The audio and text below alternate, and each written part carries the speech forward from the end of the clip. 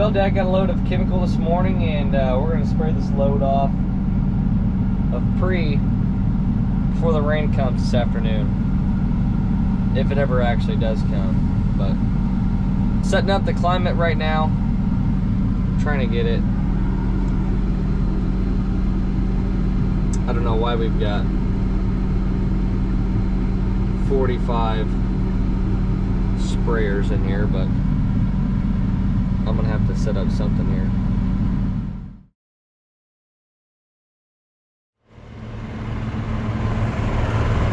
And he's off, do a little spraying. I got the iPad set up. So on that iPad, you actually got to go on field view. And when you do your application, you got to set up how many ounces for each product. So I can't even remember what the products were. Metribuzin and Axe, I think. So it was like 24 ounces of Axe and then 5 ounces of Metribuzin. So I got all that set up. So now I'm gonna take this semi to the farm. Well, by the farm, because that's where he's spraying.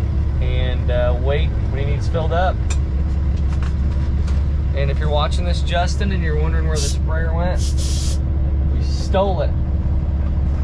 We are spraying a pre-emergence herbicide, and you normally do that after your field's planted, and this helps with weed control. You want to kill them weeds as early as possible after it's planted, so we don't have an issue later in the season. Since we're non-GMO soybean growers, spraying is very critical. I mean, you got to get those weeds killed at a very young stage so they don't come up. Otherwise, you're just going to have an absolute mess in the summertime. And you're either going to just sit there and watch them, or you're going to have to walk it. And I think those are about the only two options you got.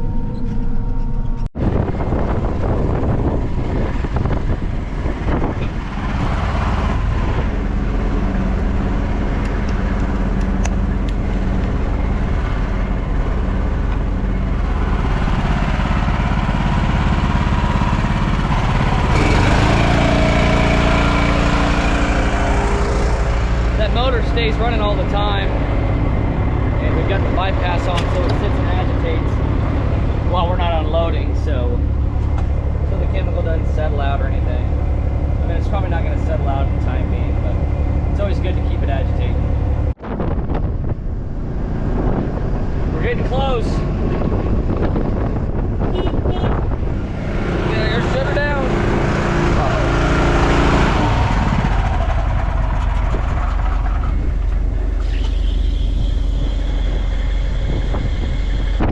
Well, it didn't come out from the bottom, so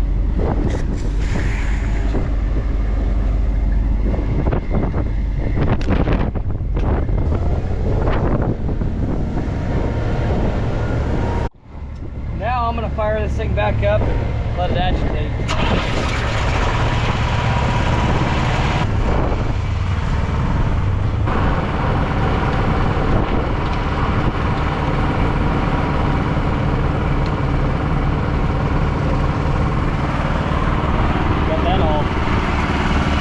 Slick little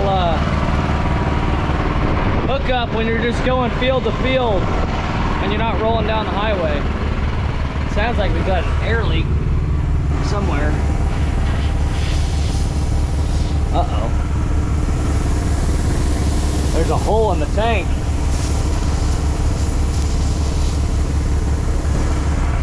There's a hole in the tank. Uh-oh.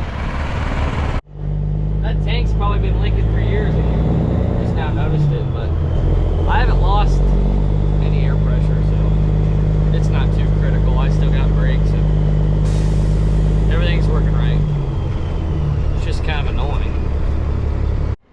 I need to get a pair of rubber gloves in here in the shop so I'm not constantly getting chemical all over my hands.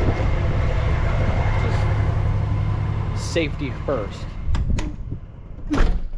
You know, springtime's here when you're drinking a Mountain Dew and eating a sleeve of crackers for breakfast. Well, the wind's picking up and I'm glad it's the last like 20 acres we got spray here. I had to back this trailer into the ditch because it drains out of the very back of it. So I kind of want to make it so it's tilted back so I can get every drop I can out of it. So I backed the rear of it into the ditch. So it sloshed all the chemicals in the back and we're going to get it empty. Another day fixing tile. 30-mile-an-hour winds now. Tile blowing across the barn lot. So we're going to take this out there. It's a big spot to fix, so see how it goes. So we laid in a section already here, connected towards that end, and we've got about 80 foot, 70 foot more to go. We just got done cleaning all this out, so now we'll lay a new strip in. You probably heard none of that because it's too windy to even hear anything, so it's perfect.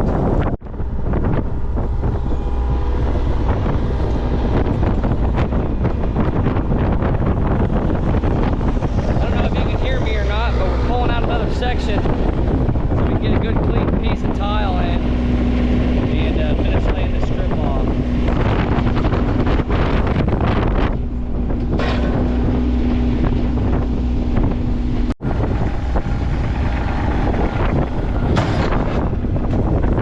That's all she wrote.